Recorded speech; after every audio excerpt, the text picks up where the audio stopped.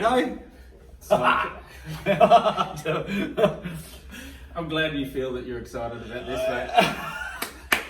This is like a moment where I hope I don't disappoint. Like what? Man. Don't let my son down at a key moment in his life. This is kind of like one of those moments. Are you saying I'm your child, mate? Is that what we're going? What it feels like? Yeah. Just get it right, eh? So, Dad, ladies and gentlemen, welcome to JMTtv, the Real Jamie Milne podcast. I am absolutely privileged, pleasured, and so happy to be hanging out here with my dad, Wade Milne. No, this is the Sultan. I've always wanted a man bun too, I can tell you, man. That was going to be my first question. How do you grow? How do you grow, man? Guys, this is one of the original motivators in business. Wade here is the Sultan of sales. He is the director. He is the director of the Sunshine Coast business, the Sales Squad. And these guys basically get you to understand or help you and guide you to understand your own business and your customers a little bit better. Wade is heavily involved with Money and You, the Money and You program. And for those that don't know about Money and You should Google. It's really interesting what they do. They basically teaching people what a lot of business coaches and courses won't teach you, and a lot around the psychology. Yeah, 100%. The subconscious. Brilliant program. So it's one that's been around. So I only found it about maybe 2.5 years ago now. I knew about it a decade ago. Yeah. And a really good friend of mine said, "You've got to go and do this program. You've got to go and do this program." And I was like, "What's this program about?" It's called Money and You. Yeah. And I just wasn't ready. Like I wasn't in a position. I should have gone and done it 10 years ago. I could have saved myself a whole decade of fucking screw-ups in my life. Yeah. But anyway. But yeah, it's been around for 40 years. Really, really cool. So I love it. But I'm studying or learning to become an instructor. Yeah.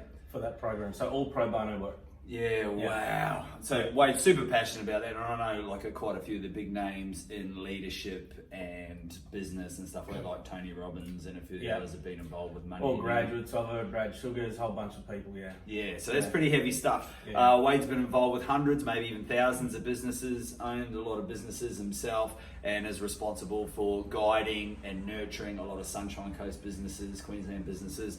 And today, I'm so pumped. He's also a husband, he's a father, and he is just a really, really good bloke. I hadn't met Wade, initially, obviously, before I met Wade, we had a mutual friend, and he pretty much had said, he is one of the people that you should get to know.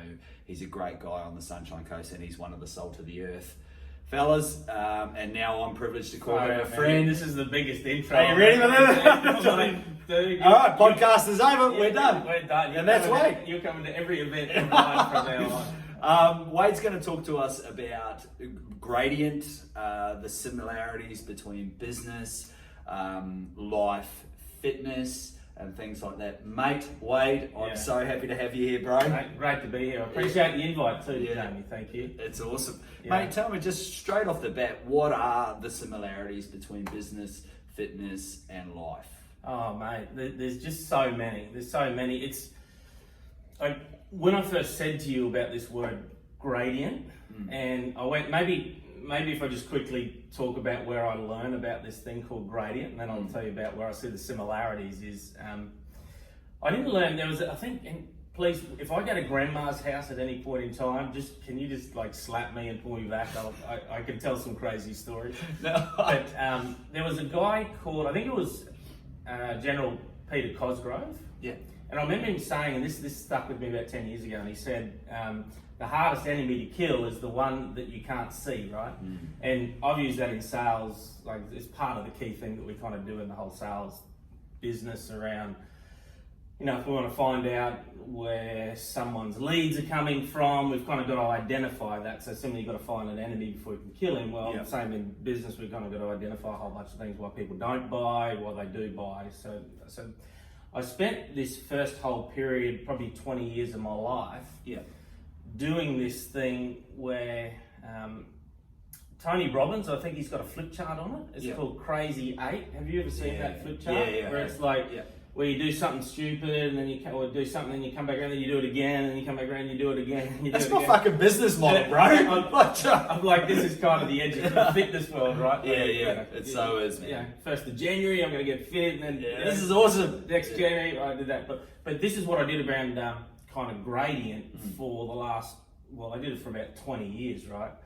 Where I didn't identify what I was doing. So every time I'd come into a business, for example, and I've done a bit of work around, in the past how I've sort of ended up being this way, but I'd come into a business and I'd try to go from 0 to 100 like in super fast time. Yes. And in fact, if I didn't come in and get a really quick result, and I'd just kind of lose interest. Yeah. And I had a real high change index, I'd go and change onto the next business. So it's interesting, you said in the introduction, you were like, Wade, you've done a bunch of different businesses. That's the reason I've done a bunch of different businesses, because I go into one, go really, really hard, try it with this massively steep gradient, trying to get it done really, really fucking quickly. Yeah. And then if it doesn't get the exact result, or even if I do get the result, it's like sell it, move on to the next one. Yeah.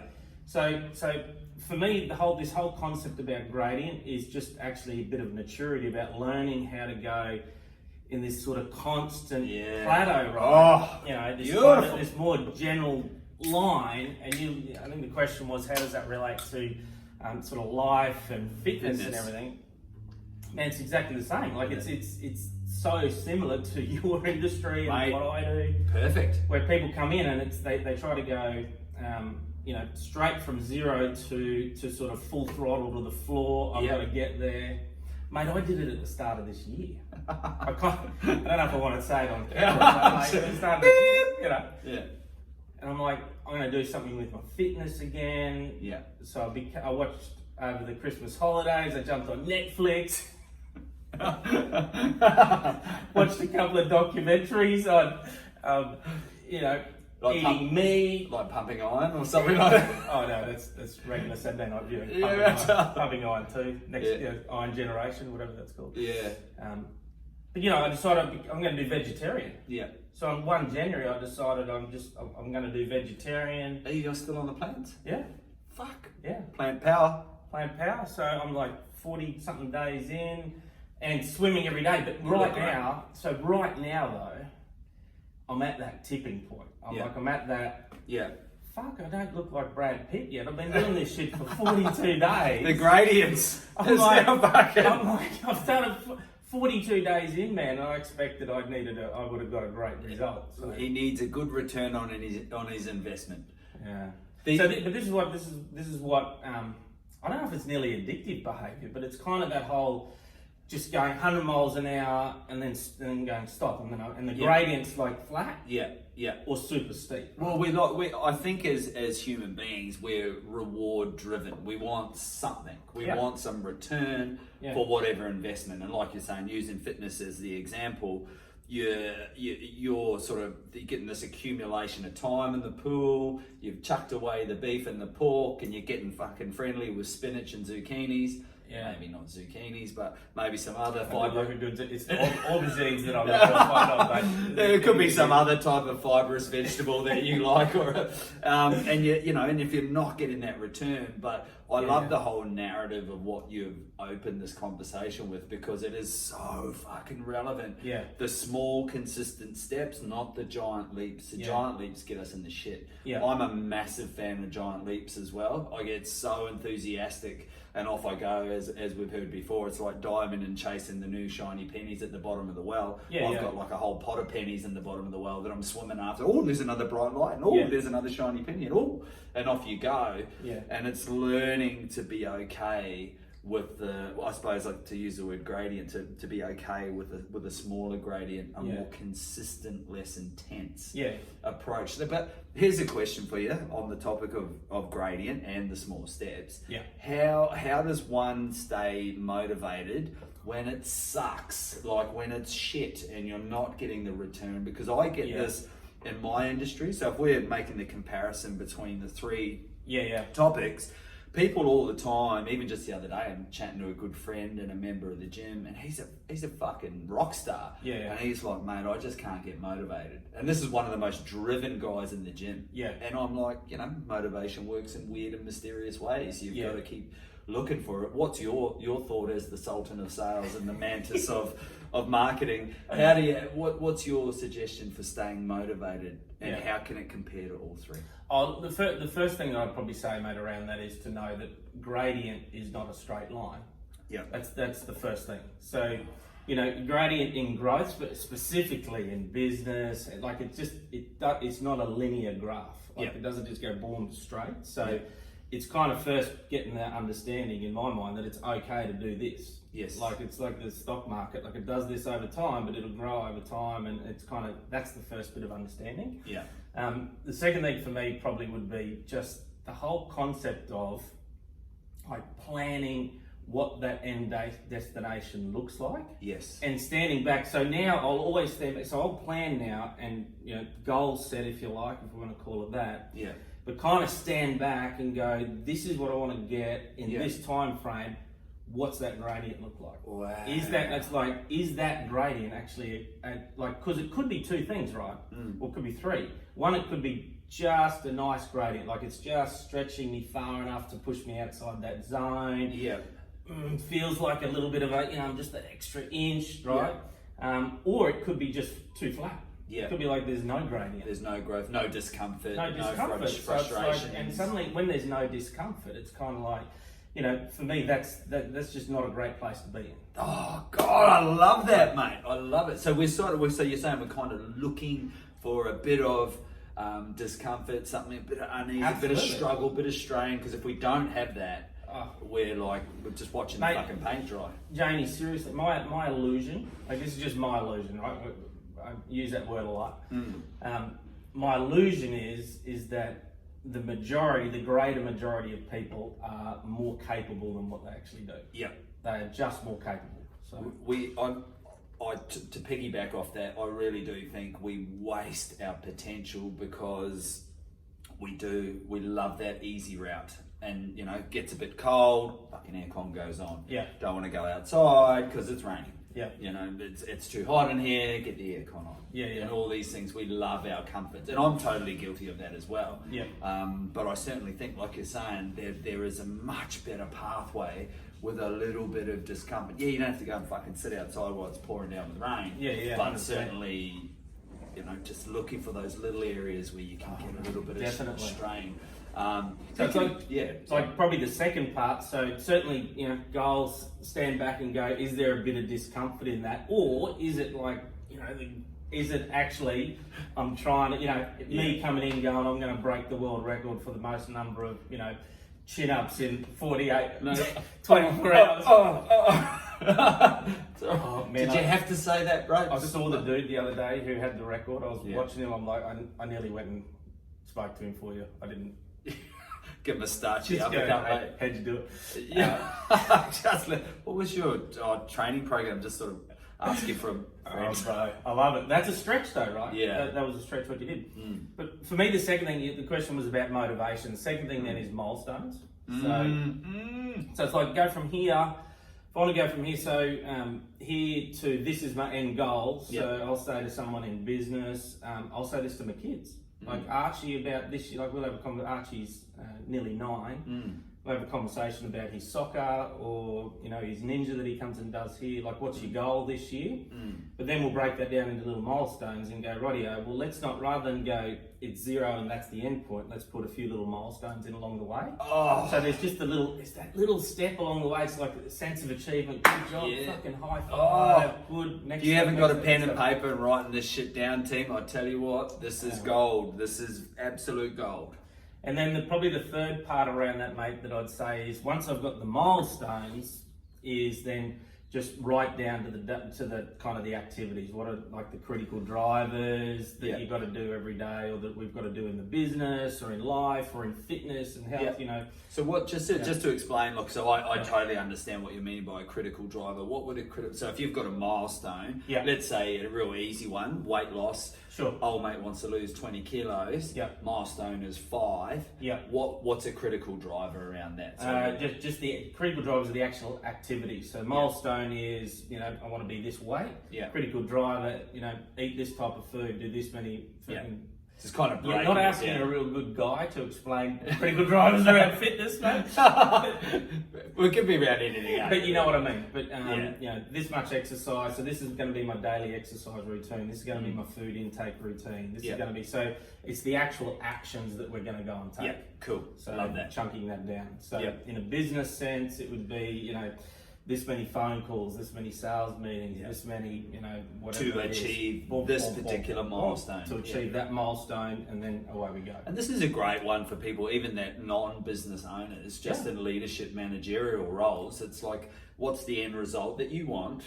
Break it down into those milestones. And in those milestones, what are the critical drivers that are going to get you there? Mate, it's brilliant with, with family, like if for kids, parenting. Like there's so much of this stuff that I will take into my parenting role with with Archie and Mia, right? It's just like, you know, asking questions around them, going, where do you want to get to? Great. Well, Mia's a dancer. She's 13. She loves dance. I'm a dancer too.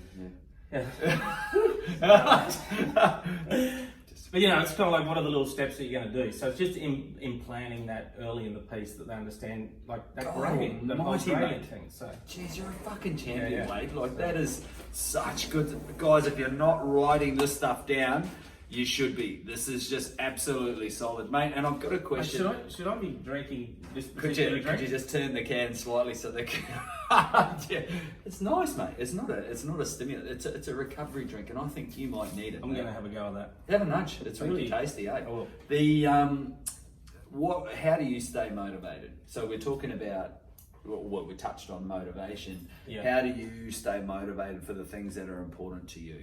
How does Wade Grundon do it?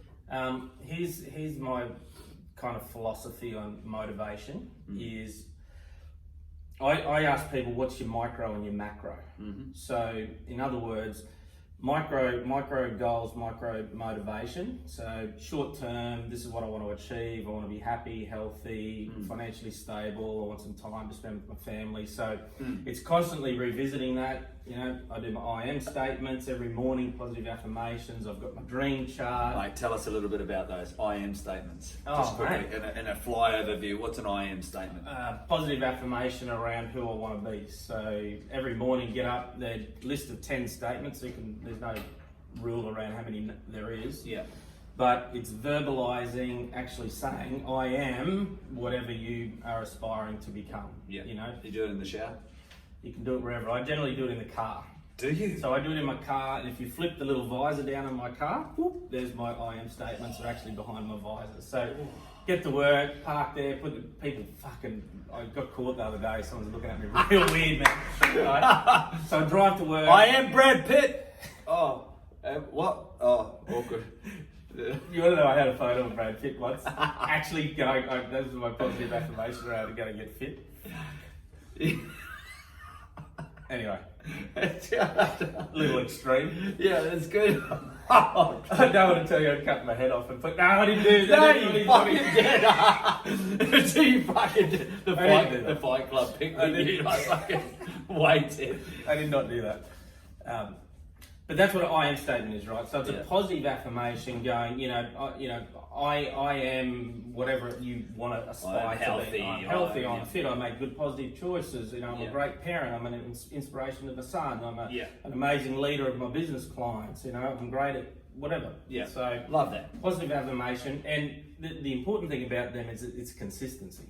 So it's not, so when I first did it, I do a positive affirmation once and then go, God, I felt like a wanker, because it's like I said it once, and then that it's not believable. Yeah. You do that every day for 2 years. Suddenly, you're changing all, because it's like, that's now who I am. Well, it's like that saying that we hear thrown around quite a bit when people are like, fake it till you make it, and then people are like, fake it till you believe it. Yeah. So there's a big difference between just actually pretending almost in your head. I'm this, or I'm doing this, or whatever, and then when you actually believe it because you've been doing it for so long. 100%. Yeah. Yeah. That's fucking amazing. So, that's kind of on a micro level, if you like, around motivation. So staying, dream chart, what we want to achieve in the short term. It's very much about kind of internal, what I want to achieve with Christy and the family and immediate sort of self. Yeah. But the other thing that keeps me motivated is more of the macro. Yeah. So what I mean by macro is what's my kind of purpose here that's larger than just me.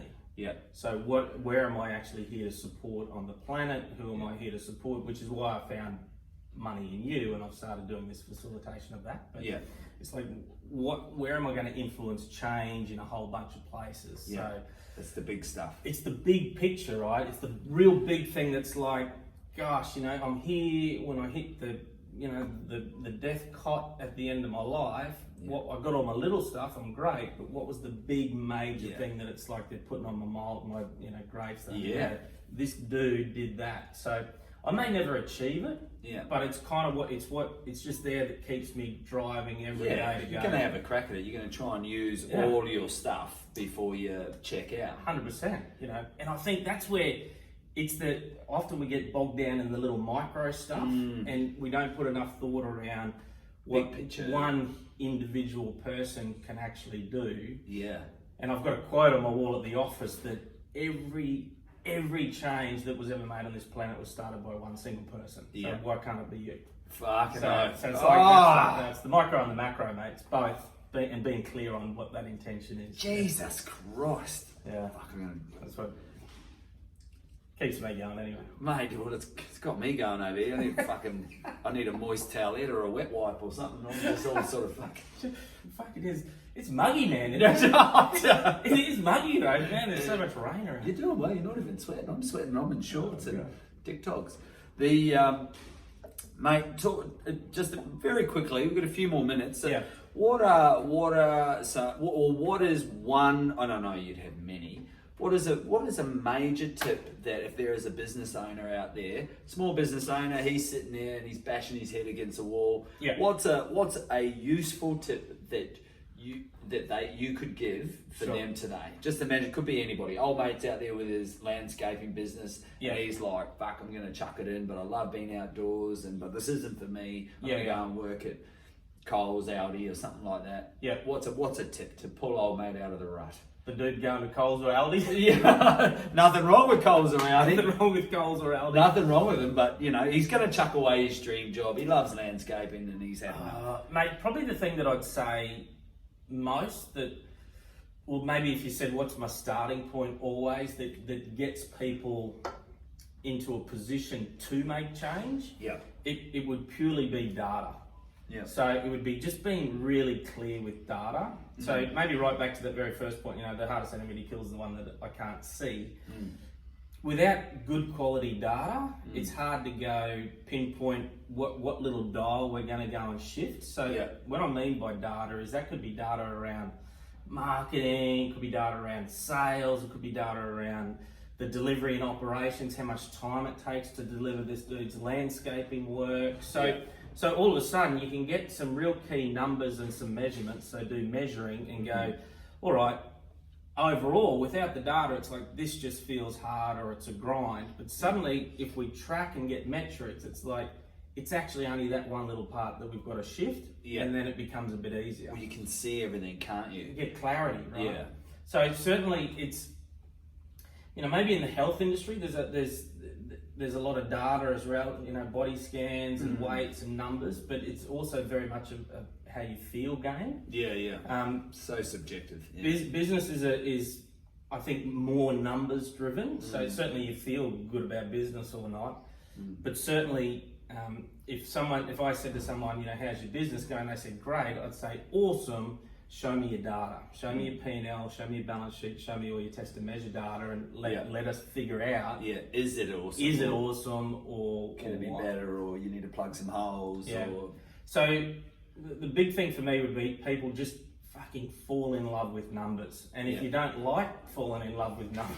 Why are you looking at me like that? but this thing, if you don't like falling in love with numbers, go and find someone, someone else to support you around that. Yeah. Go and find someone else who does love the numbers to, just go put these 5 metric measurements in place and to help you interpret the numbers. Like that's where I'd stay always. Like Jesus, it's so much easier to turn a dial. It's the when you know. Oh man, well, it's like that example when you talk about flying a plane. Right. You're up in the sky, but if you don't know what any of the dials are doing, or how much fuel you got, or what's going on, what altitude you're Can you imagine flying a plane with your fucking head out the window because there's no dials? And it's like you're trying to see where you're going. This feels pretty good. It's good.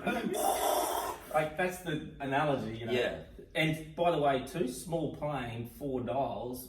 Like you've been in the cockpit of a big Boeing, dials everywhere. So the more dials, the more the better, more little metrics finer, and stuff. things you can do. Fuck, mate, brilliant, love that. Yeah. Couple of quick fire questions. What are you? You didn't tell me about the quick fire questions. No, these are good ones, mate. Right. What are you curious about? What's going to happen to me after I leave this planet? Really? That is a big one, eh? Yeah. What the fuck happens next? Yeah, I'm Mate, curious about that. I'm getting more curious about it as I get older. I've just listened to a podcast recently. Sorry to just chime in here. Yeah. About a guy, a doctor. If you want to listen to it, it's Rich Roll podcast. I'm not a major fan of him, but I do listen every now and then. Right. The guy he's speaking to, this doctor, he's an aging expert, scientist. He reckons in our generation, by 2050, we'll have the ability to live to the age of 200 years. Oh, wow. That's what he reckons, the way things are going. And he said there's a couple of key factors, key points to increase your age. If you're not doing them now, start doing them. Right. One is get off the meat. Don't eat too much meat. You take this with a grain of salt, but get off the meat. Lots of cold water exposure, and the hot and cold. Sauna, cold water therapy, intermittent fasting. We eat way too much.